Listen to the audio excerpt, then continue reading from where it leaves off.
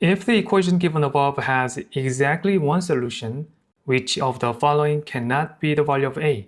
Okay, if we simplify the expression on the left-hand side first, then that's going to be 6x minus 4 minus 9 minus 3ax, and that is equal to negative 13.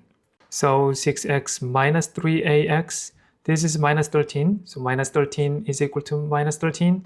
Then if we add 13 each side, then that's going to be equal to 6x minus 3ax is equal to 0. So 6x is equal to 3ax.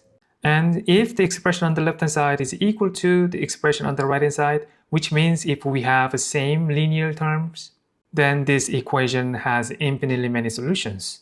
So if a is equal to 2, then this equation has infinitely many solutions. Other than that, this equation has only one solution. For example, let's say a is equal to 3. Then we have 6x is equal to 3 times 3x. So 6x is equal to 9x. And if we subtract 9x each side, negative 3x is equal to 0. Then if we divide by negative 3 each side, then x is equal to 0. One solution. But if a is equal to 2, we have 6x is equal to 3 times 2x, 6x, which means we have the same linear term.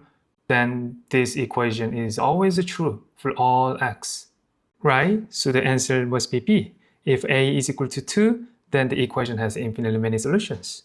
Other than that, the equation has only one solution.